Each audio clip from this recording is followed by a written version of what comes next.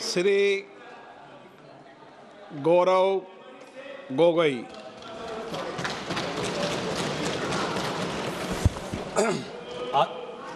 आदरणीय अध्यक्ष महोदय, मैं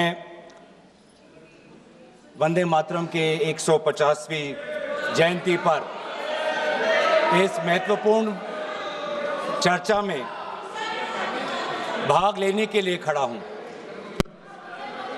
और अपने वक्तव्य के शुरुआत में मैं बंगाल के उस पवित्र भूमि को नमन करना चाहता हूं जिस भूमि से ईश्वर चंद्र विद्यासागर आए, राजा राम मोहन रॉय जी आए, बंकिम चंद्र चटर्जी आए, स्वामी विवेकानंद जी आए, औरबिंदो घोष जी आए, खुदीराम बोस आए, कबीर नजरुल इस्लाम जी आए, रविंद्रनाथ टैगोर जी आए और सुभाष चंद्र बोस जी आए। वाकई में बंगाल की इस पवित्र भूमि में एक अद्भुत ताकत है, जिस भूमि ने हमारे देश को ना सिर्फ हमारा राष्ट्रगान दिया, लेकिन राष्ट्रगान के साथ हमें राष्ट्रगीत भी दिया। और कहीं ना कहीं मैं इस समय पर, क्योंकि स्वतंत्रता सेनानियों का उल्लेख किया गया, स्वतंत्रता संग्राम का उल्लेख किया गया, उस समय के कवि, लेखक जिन्होंने ऐसे शब्दों का प्रयोग किया, ऐसे कविताएं रची, ऐसे गीत रची, जिन गीतों के साथ, जिन शब्दों के प्रेरणाओं के साथ लाखों के तादाद पर स्वतंत्रता सेनानियों ने अंग्रेजों का जुल्म सहने की ताकत मिली।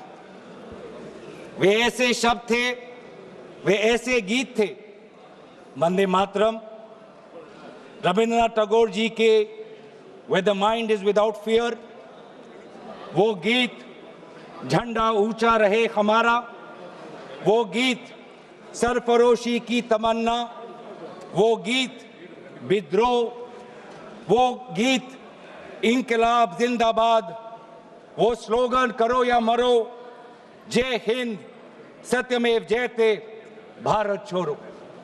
ऐसे कई नारे थे, ऐसे कई गीत थे, जिन गीतों ने, जिन शब्दों ने हमारे स्वतंत्रता संग्राम में हमारे भारत के समाज को ताकत दी।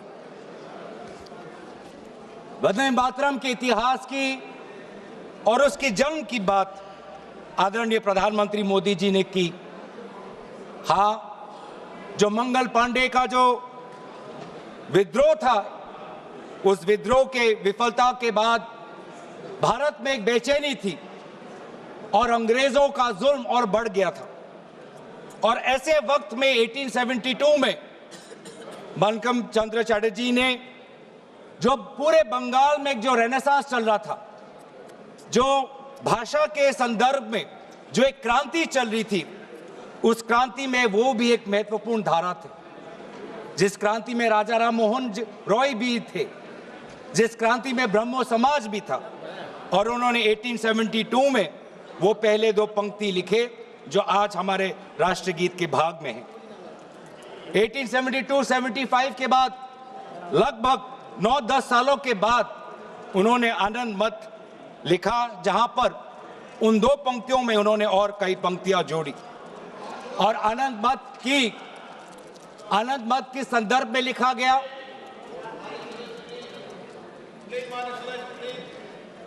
आनंद मत उस संदर्भ में लिखा गया जिस समय ईस्ट इंडिया कंपनी इस प्रकार के टैक्स हमारे किसानों पर लगा रही थी कि जीना बहुत मुश्किल हो गया था। लेकिन वाकई में ये जो एक गीत था, जो आनंद मत में उल्लेखित था, वास्तविक रूप में ये नारा कब बना? इसकी शुरुआत हुई गीत से, लेकिन ये इसकी एवोल्यूशन, इसका पूर्ण जन्म एक नारा के द्वारा, एक राजनीतिक नारा के द्वारा 1905 में हुआ। 1905 में वायसराय कर्जन ने बंगाल के दो भाग करके सोचा कि इसके द्वारा वो बंगाल और बंगाल के द्वारा पूरे भारत पर एक गहरी चोट डालेंगे, लेकिन यही उनकी गलती थी। अगर मैं देखूं कि आधुनिक स्वतंत्रता संग्राम में वो कौन सा पल था जिस पल से भारत के स्वतंत्रता संग्राम में एक नई ताकत आई, वो 1905 के उस स्वदेशी आंदोलन से था। जो स्वदेशी आंदोलन बंगाल के पार्टीशन, विभाजन के बाद उजागर हुआ। और उसमें जैसे इतिहास में हमने पढ़ा है कि अरबिंदो घोष जी को एक ताकत मिली, वंदे मातरम का वो जर्नल, और उसके द्वारा जुगांतर पार्टी के द्वारा ये मैसेज गया कि हमें भारत को एक नई दृष्टि से, एक नई ताकत से, एक नई मंथन के द्वारा हमें विद्रोह करना है। और यही बात आने वाले समय में पूरे प्रदेश में ये फैला और व्यापक रूप से फैला। और ये बहुत, इस पूरे वंदे मातरम की जो यात्रा है, इस यात्रा को अध्ययन करना बहुत जरूरी, कि कहीं बंगाल में, बंगाल के भाषा के क्रांति से निकला ये गीत, जो 10 वर्ष बाद आनंद मठ के नॉवल में इसमें और पंक्तियां जोड़ी गई, बंगाल में एक राष्ट्र नारा बना 1905 में। और ऐसी प्रेरणा मिली जिस प्रेरणा से पूरे भारत में वो व्यापक रूप से प्रचारित हुआ। प्रचार होने के कई माध्यम थे। आदरणीय प्रधानमंत्री जी ने ग्रामोफोन का उल्लेख किया, लेकिन पैम्फलेट और पब्लिकेशन का भी एक बहुत महत्वपूर्ण भूमिका थी। ये पैम्फलेट और पब्लिकेशन के द्वारा बंगाल का ये नारा गया पंजाब में, गया महाराष्ट्र में, गया मद्रास में। ट्रांसलेशन के द्वारा आदरणीय सुब्रमण्यम भारती ने जिस प्रकार से 1905 में इसकी ट्रांसलेशन की, 1908 में इसकी ट्रांसलेशन की, तो कई जगह पे ये कन्नड़ में, तमिल में, तेलुगु में, अलग अलग भाषाओं में आनंद मठ और आनंद मठ के द्वारा पूरे वंदे मातरम की जो व्याख्या है, जो मूल भाव है, पूरे देश में फैला। खुदीराम बोस जी का उल्लेख यहां पे किया।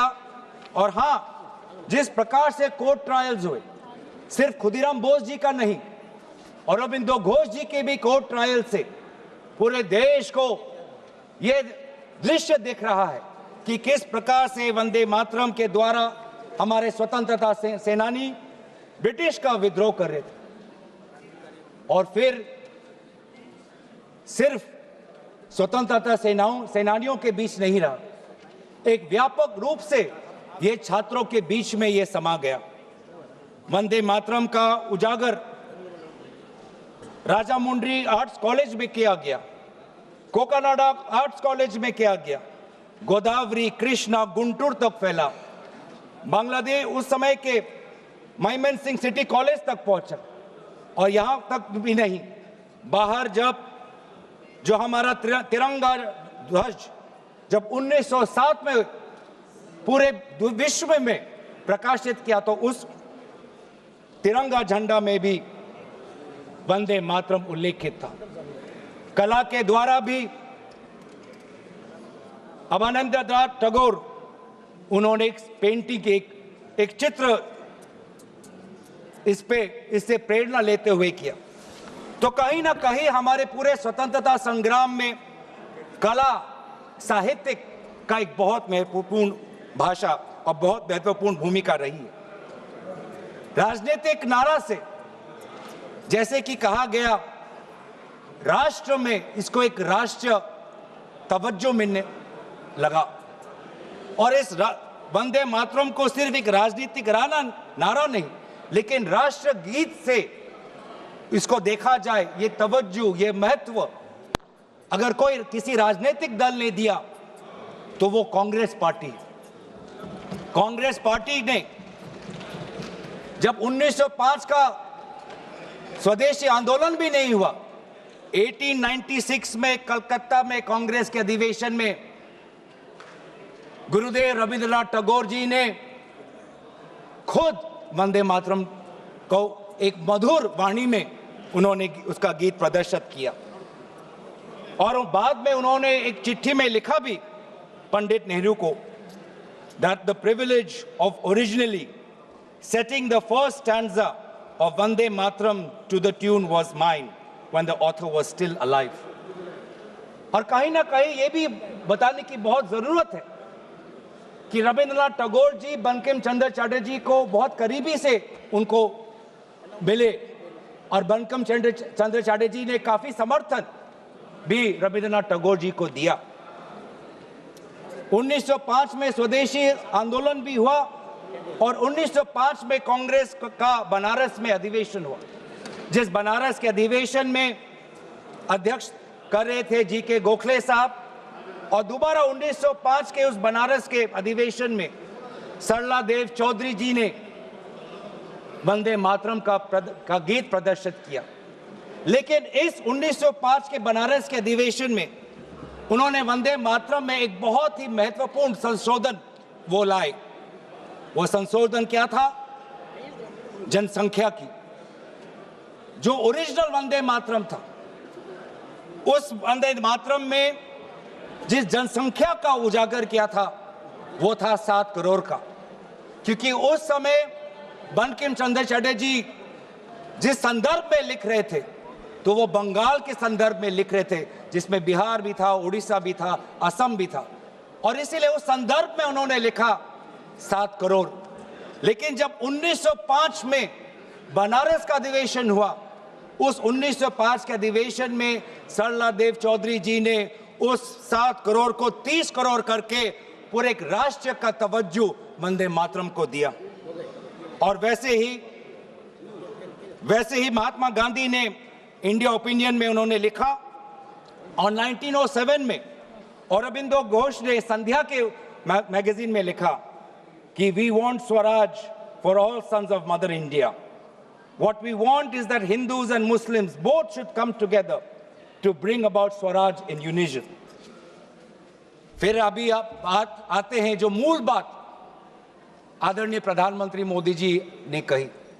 आज उनके पूरे भाषण को मैंने बहुत गौर रूप से सुना, और उनके पूरे 1 घंटे के भाषण का 2 उद्देश्य था। पहला उद्देश्य यह था कि उनके बातों को सुनकर ऐसे लग रहा था कि आपके राजनीतिक पूर्वज खुद ब्रिटिश के खिलाफ लड़ रहे थे। ऐसे लग रहा था कि आपके राजनीतिक पूर्वज ने ब्रिटिश के खिलाफ विभिन्न आंदोलनों में भाग लिया।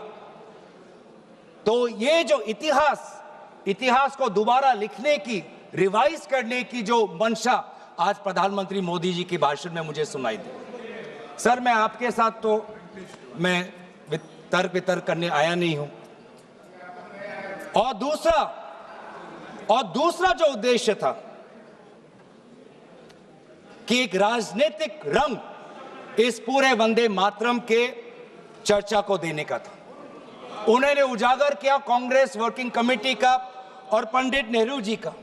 और ये एक आदत है सर, ये मेरे पास एक टेबल है कि जब जब प्रधानमंत्री मोदी जी किसी भी विषय पे बोलते हैं तो पंडित नेहरू जी का नाम कितने बार लेते हैं और कांग्रेस पार्टी का नाम कितने बार लेते हैं। मैं बस एक ही उदाहरण देना चाहता हूं कि इससे पहले ऑपरेशन सिंदूर का डिबेट में हमने आदरणीय प्रधानमंत्री मोदी जी को सुना। क्या आप जानना चाहेंगे कि पंडित नेहरू का नाम कितने बार उन्होंने लिया? 14 बार। ऑपरेशन सिंदूर पे 14 बार उन्होंने पंडित नेहरू का नाम लिया। और कांग्रेस पार्टी का कितने बार? 50 बार। वैसे ही जब संविधान का 75th एनिवर्सरी मनाया जा रहा था तब 10 बार पंडित नेहरू जी का नाम लिया और 26 बार कांग्रेस पार्टी का। उस प्रकार से जब 2022 में जब राष्ट्रपति अभिभाषण पे प्रधानमंत्री मोदी जी अपना बात रख रहे थे तो 15 बार पंडित नेहरू का नाम लिया। 2020 में, सर मैं आपके साथ तर्क वितर्क नहीं करने आया सर। 2020 में जब राष्ट्रपति अभिभाषण पर प्रधानमंत्री मोदी जी ने भाषण दिया तो 20 बार पंडित नेहरू का नाम लिया। तो इसीलिए उनका आज दूसरा उद्देश्य तो मैं समझ गया, लेकिन बड़े विनम्रता से मैं आदरणीय प्रधानमंत्री मोदी जी को मैं कहना चाहता हूं और उनके पूरे मैं दल को कहना चाहता हूं और पूरे इनके ढांचे को कहना चाहता हूं, आप चाहे जितना भी कोशिश कर लो, आप पंडित नेहरू जी के जो उनका योगदान था उस पे एक भी काला दाग आप लगाने में सक्षम नहीं होंगे। आप चाहे पूरे कोशिश कर लो, आप एक भी उन पे काला दाग लगाने में आप सफल नहीं होंगे। हाँ, कांग्रेस वर्किंग कमेटी में और उससे पहले मुस्लिम लीग का विद्रोह था। मुस्लिम लीग ये कहना चाहती थी कि पूरा वंदे मातरम को बहिष्कार करना चाहिए, पूरे वंदे मातरम को बहिष्कार करना चाहिए। लेकिन मुस्लिम लीग को यह अधिकार कहां से मिला? और क्या मुस्लिम लीग के अनुसार हमारा देश चलेगा? क्या मुस्लिम लीग के अनुसार क्या कांग्रेस पार्टी चलेगी? कतई नहीं। हमारे उस समय के जो हमारे नेता थे मौलाना आजाद साहब, उन्होंने स्वयं कहा कि मुझे वंदे मातरम में कोई भी आपत्ति नहीं है। यह फर्क है कांग्रेस के मौलाना आजाद और मुस्लिम लीग के जिन्ना के बीच में। और उन्होंने लाख कोशिश करने के पश्चात भी, लाख दबाव डालने के पश्चात भी 1937 के कांग्रेस वर्किंग कमेटी में के सेशन में यह निर्णय लिया गया कि जहां पर भी नेशनल गैदरिंग होगी वहां पर हम शुरुआत में वंदे मातरम के पहले दो पंक्तियों को हम गाएंगे। इस सिद्धांत को मुस्लिम लीग ने बहुत बड़ी इसकी आलोचना की, बहुत बड़ी आलोचना की, और आलोचना हिंदू महासभा ने भी की। ये कभी कभी हिंदू महासभा और मुस्लिम लीग के जो राजनीतिक उद्देश्य है वो एक हो जाते हैं। हिंदू महासभा और मुस्लिम लीगों ने दोनों वंदे मातरम को एक विशेष राजनीतिक रूप से देखा और मुस्लिम लीग और हिंदू महासभा ने दोनों ने कांग्रेस पार्टी की आलोचना की। लेकिन कांग्रेस पार्टी अगर चलेगी तो किसी हिंदू महासभा या किसी मुस्लिम लीग की नहीं, भारत के जो हमारे आबादी है, भारत की जो हमारी जनसंख्या है, भारत में जो वंदे मातरम के जो मूल भाव है उसके साथ। मूल भाव, आप बार बार वंदे मातरम की आप बात कर रहे थे आदरणीय प्रधानमंत्री जी। वंदे मातरम किस संदर्भ में लिखा गया? ब्रिटिश के विद्रोह में वंदे मातरम का नारा कब लगाते थे? जब हम ब्रिटिश के अंदर हम खौफ पैदा करना चाहते थे। वंदे मातरम का नारा कब लगाते थे? जब हम ब्रिटिश को बताना चाहते थे कि हम डरेंगे नहीं, हम झुकेंगे नहीं।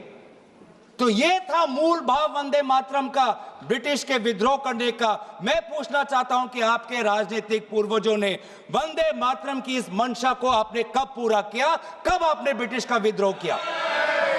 कब किया? अब वंदे मातरम का उद्देश्य था कि ब्रिटिश को के बीच में डर फैलाना। मैं पूछना चाहता हूं कि आपने उस मंशा को कब पूरा किया? 1937 की आप बात करते हैं और 1937 में आपको आपत्ति है, तो मैं पूछना चाहता हूं कि 1942 में जब भारत छोड़ो आंदोलन था तब आपके राजनीतिक पूर्वज कहां थे? अगर आपको लगता है कि वंदे मातरम के साथ कांग्रेस पार्टी ने उसको दुर्बल करने की एक साजिश की, तो मैं पूछना चाहता हूं कि आपने जब वंदे मातरम का जो मूल उद्देश्य था कि अंग्रेजों भारत छोड़ो, तो उस भारत छोड़ो के आंदोलन में आप लोग कहां थे? क्या इतिहास गवाह नहीं कि आपके राजनीतिक पूर्वज में उनका नाम नहीं लेना चाहता, कि उन्होंने खुद कहा था कि इस आंदोलन में भाग नहीं लेने का। खुद बोलते थे, दूसरे खुद उन्होंने कहा कि इस आंदोलन में भाग नहीं लेना। और बंगाल में आपके जो राजनीतिक आपके गुरु हैं, मैं उनका नाम भी लेना नहीं चाहूंगा, पर उन्होंने भी खुद कहा था कि भारत छोड़ो आंदोलन में भाग नहीं लेना चाहिए। तो अब वंदे मातरम की बात करते हैं, स्वतंत्रता सेनानियों की बात करते हैं, प्रोपेगेंडा करने की कोशिश करते हैं। जो कांग्रेस वर्किंग कमेटी पंडित नेहरू ने जी के सबके साथ जो विचार विमर्श किया, उसमें सब शामिल थे।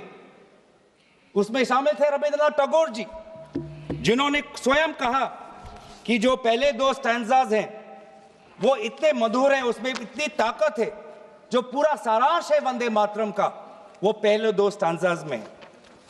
और पंडित नेहरू जी ने भी उस वर्किंग कमेटी में कहा, उस रेजोल्यूशन में, पंडित नेहरू जी को मैं कोट करना चाहूंगा, the words Vande Mataram became a slogan of power which inspired our people and a greeting which ever reminds us of our struggle for national freedom। ये है पंडित नेहरू जी और कांग्रेस पार्टी की मूल भाव वंदे मातरम के पक्ष में। और जिस मुस्लिम लीग ने कहा कि पूरे वंदे मातरम को बहिष्कार करो, उस मुस्लिम लीग को दोबारा करारा जवाब हमने हमारे कॉन्स्टिट्यूएंट असेंबली में दिया 1950 में 24 जनवरी को, जब संविधान की जो बैठक हुई थी उसके अंतिम दिन पे हमने कहा कि हम मुस्लिम लीग की बात नहीं सुनेंगे, हम वंदे मातरम को नेशनल सॉन्ग का हम ये तवज्जो हम देना चाहेंगे। और यही हमारे बंगाल के प्रति हमारा आभार था कि उसी कॉन्स्टिट्यूएंट असेंबली में कहा, यह सिद्धांत लिया गया कि जन गण मन हमारा नेशनल एंथम होगा और वंदे मातरम हमारा नेशनल सॉन्ग होगा। और ये पूरे सिद्धांत के साथ कौन कौन इसके साथ सहमत थे? राजेंद्र प्रसाद जी सहमत थे, सी राजागोपालाचारी जी सहमत थे, जीबी पंत साहब सहमत थे, मौलाना आजाद जी सहमत थे, रविशंकर शुक्ला जी सहमत थे। तो ये है आज इतिहास। वास्तविक में अगर मैं बोलूं कि आपके पार्टी ने कभी बंगाल को समझने की कोशिश ही नहीं की। सत्ता के लालच में आपने कभी बंगाल को समझा ही नहीं। बंगाल की भक्ति को सर, मैं उनके साथ तर्क वितर्क नहीं करने आया। पॉइंट ऑफ ऑर्डर, मैं उनके साथ तर्क वितर्क नहीं करने आया। सर, मैं तर्क वितर्क नहीं और मैं यील्ड करना नहीं चाहता। पॉइंट ऑफ ऑर्डर है, यील्ड करना भी ये नहीं चाहता। स्पीकर का डायरेक्शन 114 और 115 ये इतिहास को गलत कर रहे। जब भारत अलग हो गया सर, भारत का विभाजन हो गया, मुस्लिम लीग ने जब पाकिस्तान बना दिया 15 अगस्त 1947 को, जब भारत और पाकिस्तान का बंटवारा हो गया, तो मुस्लिम लीग किस कॉन्स्टिट्यूएंट असेंबली में था जिस 24 जनवरी 1950 की वो ये डिबेट है सर। अगर आप मुझे बोलने देंगे तो मैं इनसे कहूंगा कि जैसे हमने आदरणीय मोदी जी को सुना, आप भी सुनने का धैर्य रखें। धैर्य की कमी मत दिखाइए, संयम की कमी अब मत दिखाइए। हमने संयम दिखाया, हमने धैर्य दिखाया, अब आपकी बारी है। आपने बंगाल को कभी समझा नहीं, आपने बंगाल की भक्ति को नहीं समझा, आपने बंकिम चंद्र चटर्जी को नहीं समझा। बंकिम चंद्र चटर्जी की जो विचार थे, ये पूरा जो विज्ञान को लेके जो उनके विचार थे, एक फ्री इंडिया को लेके जो उनकी विचार थी, आपने नहीं समझा। आपने रविंद्रनाथ टैगोर जी को नहीं समझा। आपके लिए तो सब कुछ बांग्लादेशी। रविंद्रनाथ टैगोर जी ने 1905 में अमार सोनार बांग्ला लिखा। आप इतिहास नहीं जानते, आपने रविंद्रनाथ टैगोर जी का इतिहास नहीं पढ़ा। और जब कहीं आपको अमार सोनार बांग्ला आपको सुनाई पड़ता है तो आपको सिर्फ बांग्लादेशी सुनाई पड़ता है। लेकिन जिस समय वो लिखा गया, बंगाल के पार्टीशन में जो दुख, जो वेदना, अमार सोनार बांग्ला, मेरे जो सुनहरे बंगाल के प्रति जो भाव था, उसको आपने नहीं समझा। आप कभी दिल्ली में अगर बंगाली भाषा सुनते हैं तो उसको भी बांग्लादेशी कह देते हैं, उसको भी आप बांग्लादेशी कह देते हैं। जो वास्तविक में बंगाल लोगों की जो समस्या है, असम में बंगाल लोगों की जो डी वोटर की समस्या है, आज 10 साल आपका डबल इंजन हो गया, आपने असम में डी वोटर की समस्या को समाधान नहीं किया। असम में बंगाल के लोग आज अपने आप को भारतीय नागरिक कहना चाहते हैं, लेकिन आपने ऐसा कानून लेके आए हैं, आप असम में बंगाल के लोग अपने आप को भारतीय नागरिक नहीं, अपने आप को बांग्लादेशी का प्रमाण सरकार को देना पड़ रहा है। ये है आज। इसीलिए ना आप बंगाल को समझे, ना आपने राष्ट्र को समझा। ये हम कह रहे हैं ना राष्ट्रगीत, इसमें जो राष्ट्र है, आपने कभी राष्ट्र को समझने की कोशिश नहीं, क्योंकि ये राष्ट्र जो है एक संघीय ढांचे पर निर्भर है और इसमें कई प्रकार के राष्ट्रभक्ति हैं। आज अगर भारत एक मजबूत राष्ट्र है, वो इसलिए है क्योंकि इसमें ना सिर्फ बंगाल की राष्ट्रभक्ति समाई हुई है, इसके साथ तमिल की भी राष्ट्रभक्ति समाई हुई है, इसके साथ असम की राष्ट्रभक्ति समाई हुई है, इसके साथ पंजाब की राष्ट्रभक्ति समाई हुई है, इसके साथ केरल की राष्ट्रभक्ति समाई हुई है, इसके साथ कर्नाटका तेलंगाना की राष्ट्रभक्ति समाई हुई है, इसके साथ नागालैंड उत्तर पूर्वांचल की राष्ट्रभक्ति समाई। लेकिन आपने कभी समझा ही नहीं। हमारे सारे प्रदेशों की राष्ट्रीय भक्ति समाई हुई है, तब जाके भारत को हम एक मजबूत राष्ट्र बना सकते हैं। आपने कभी हमारे राष्ट्र में धर्म अनेक, वो आप ले लीजिएगा अखिलेश जी, आप ले लीजिए। हमारे राष्ट्र में धर्म अनेक, हमारे राष्ट्र में भाषा अनेक, हमारे राष्ट्र में प्रांत अनेक, लेकिन हमारे राष्ट्र में राष्ट्र ग्रंथ सिर्फ एक, वो है हमारे भारतीय संविधान। वो है हमारे भारतीय संविधान। पैगंबर अनेक, धार्मिक ग्रंथ अनेक, मंदिर अनेक, लेकिन राष्ट्र निर्माण के संदर्भ में सिर्फ एक ही ग्रंथ, वो है संविधान। और इस संविधान की सुरक्षा हम आज भी कर रहे हैं।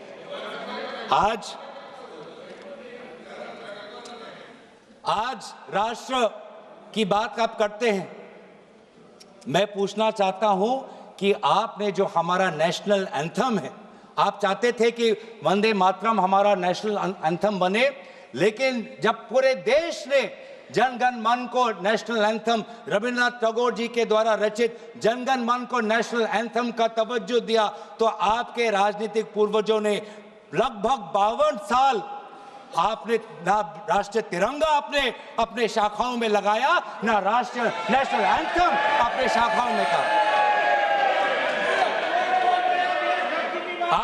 आप राष्ट्र की बात करते हो, ना नेशनल एंथम को आपने तवज्जो दी, न भारत के तिरंगा को आपने तवज्जो दिया। आप क्या राष्ट्र की बात करते हो? लेकिन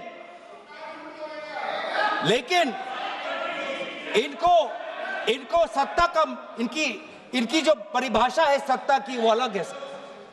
इनको लगता है कि अगर सत्ता मिल गया तो पूरे राष्ट्र पर ये शासन चलाएंगे। ये लोग, यही फर्क है, मैं समझ, यही। धन्यवाद संजय जायसवाल जी, धन्यवाद, क्योंकि हमारे लिए सत्ता शासन का नहीं, हमारे लिए सत्ता सेवा का माध्यम है, सेवा का माध्यम। ये फर्क है। ये संजय जी को आप धन्यवाद दे रहे हैं। ये फर्क है। ये संजय जी को आप धन्यवाद दे रहे हैं। आपके साथ तो मैं नहीं करने, आपके साथ तो नहीं करना। ये फर्क है राजतंत्र और लोकतंत्र में। राजा शासन करना चाहता है और सेवक भारत के संविधान को सेवा करना चाहता है। ये फर्क है राजा और सेवक में। और आज यही हम देख रहे हैं कि आज हमारे भारत के लोग अनेक समस्या उठा रहे हैं, लेकिन उस समस्या का एक भी उल्लेख नहीं। सर, आज अगर हम राष्ट्र की बात कर रहे हैं, राष्ट्र के प्रति हमारे भक्ति की बात कर रहे हैं, राष्ट्र के प्रति आपकी सेवा के लिए धन्यवाद। सभापति महोदय, थोड़ा मुझे सुनिए। सभापति महोदय, मुझे हम राष्ट्र के प्रति हमारे कर्तव्य की बात के प्रति हमारे कर्तव्यों की हम बात कर रहे हैं। आज सदन पहली बार भारत के राजधानी में बम विस्फोरण हुआ, एक बार भी उसका उजागर आदरणीय प्रधानमंत्री मोदी जी नहीं किया। हम 150वीं जन्म जयंती वंदे मातरम की मना तो रहे, लेकिन क्या हम आज वर्तमान के भारत को सुरक्षा दे पा रहे हैं? क्या हमने दिल्ली के राजधानी में हमारे दिल्ली वासियों को हमने सुरक्षा दी? क्या हमने जम्मू कश्मीर में हमारे वहां के पर्यटकों को सुरक्षा दी? ये काम, ये क्या, ये कर्तव्य नहीं है? हम कैसे मनाएंगे? ये वंदे मातरम भी चर्चा पर है। सर, विकसित भारत की बात कर सकते हैं तो वर्तमान की बात भी कर ही सकते हैं।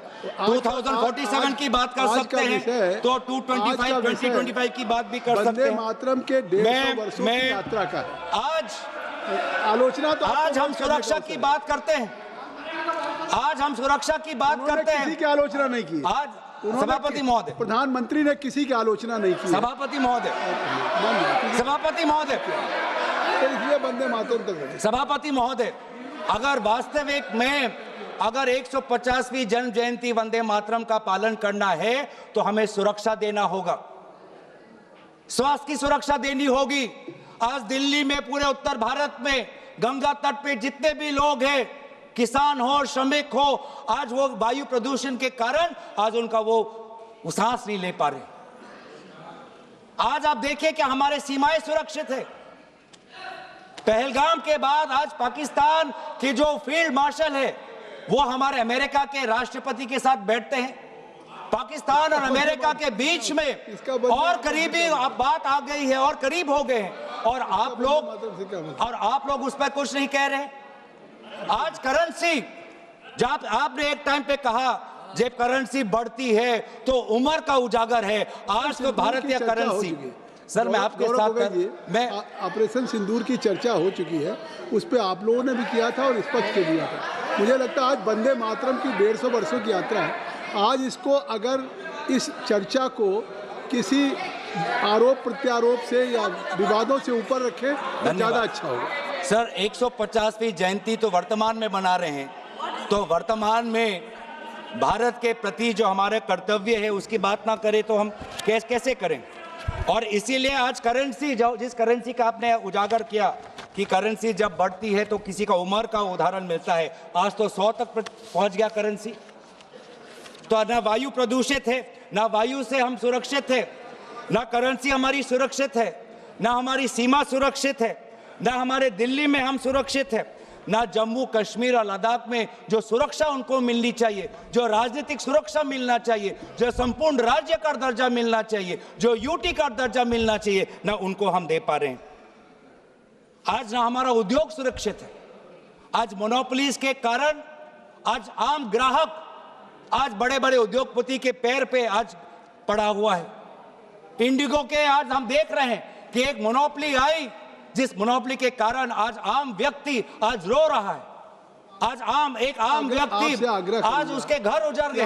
आपसे हमने ऐसे, एक मिनट सुन लें, आपसे आग्रह करता हूं कि स्वयं ऑनरेबल स्पीकर ने कहा था कि आज जो हम चर्चा कर रहे हैं ये केवल वर्तमान के लिए नहीं, आने वाली पीढ़ियों के लोग भी आज की इस चर्चा से प्रेरणा लेंगे। देखिए, आपकी इस चर्चा से प्रेरणा लेंगे और मुझे लगता है कि आपको बहुत से अवसर मिलेंगे जब आप आलोचना कर सकते हैं, आरोप प्रत्यारोप कर सकते हैं, लेकिन आज की चर्चा कम से कम मैं आपसे धन्यवाद सर। वंदे मातरम राष्ट्र के प्रति हमारे कर्तव्य को उजागर कर, और आज तो हमारा वोट भी सुरक्षित नहीं है, आज तो हमारा वोटर लिस्ट भी सुरक्षित नहीं है। आज हम विभिन्न प्रदेशों में देख रहे हैं कि किस प्रकार से ये सरकार यूपीआई की बात करती है, जेम ट्रिनिटी की बात करती है, आधार की बात करती है, लेकिन मशीन रीडेबल वोटर लिस्ट नहीं देना चाहती। वो काम वो कागज से करवाना चाहती है। तो ना आज वोट सुरक्षित है, ना आज स्वास्थ्य सुरक्षित है, ना सीमा सुरक्षित है, ना करेंसी सुरक्षित है, ना व्यापार सुरक्षित है। ऑनलाइन कॉमर्स आने के बाद आज भारत का वो छोटा दुकानी, आज वो मध्यम वर्ग का दुकानी आज पूरा तहस नहस हो गया। आज इसके ऊपर ये हमारी सरकार क्या कर रही है? लेकिन ये सरकार सवाल से डरती है, चर्चा से डरती है, और ये चाहती है कि अगर ये संस्थाओं को इन्होंने अगर कैप्चर कर लिया, आपने चर्चा संस्थाओं इतनी अच्छी शुरू की थी, और अगर आप अपने चर्चा के भाषण करें तो वाकई वो चर्चा देश के लिए एक अच्छी आपने की, लेकिन अब उस चर्चा को मुझे लगता है वहाँ तक रखिए सीमित। तो सर, मैं तो अपने विषय पे रहूँगा, मैं अपने विषय पे रहूँगा। ये सरकार ये समझती है कि अगर इन्होंने संस्थाओं को जकड़ लिया तो भारत की जो हमारी जो सोच है, भारत के जो हमारे जो मूल्य हैं उनको भी जकड़ लेंगे, उनको भी कब्जा कर लेंगे। ये होने नहीं वाला। आप भले जुडिशरी को कब्जा कर सकते हो, आप भले निर्वाचन आयोग को कब्जा कर सकते हो, आप भले इनकम टैक्स को कब्जा कर सकते हो, आप भले ईडी को कब्जा कर सकते हो, लेकिन भारत के आवाम की लोकतंत्र, इसको जुडिशरी पे जो आलोचना हो रहे हैं ये कार्रवाई का हिस्सा नहीं होगा। भारत के संसदीय कार्य राज्य मंत्री माननीय अर्जुन राम मेघवाल जी, जुडिशरी पे कब्जे करने वाली बात ये कैसे कह रहे हैं साहब सदन में?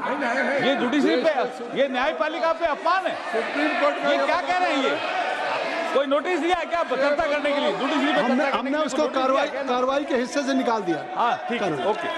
बोलिए। तो सर, ये आज हमारे भारतीय नागरिकों के आम जो अधिकार है उनको भी कब्जा करना चाहती है। जो वोट देने का अधिकार, जो स्वतंत्र विचार का अधिकार, किसी से प्रेम करने का अधिकार, अपने अनुसार विचार रखने का अधिकार, सरकार को आलोचना करने का अधिकार, सरकार को सवाल पूछने का अधिकार, इन अधिकारों को भी ये छीनना चाहती है। और अगर यह इन अधिकारों को छीनना चाहती है तो ये बंकिम चंद्र चटर्जी के काल्पनिक जो कल्पना के अनुसार जो भारत के जो सपना देखा था उसके विरोध में वो जा रहे हैं। जो रविंद्रनाथ टैगोर जी ने जो एक फ्री इंडिया का जो एक कल्पना की थी उसके विरोध में जा रहे हैं।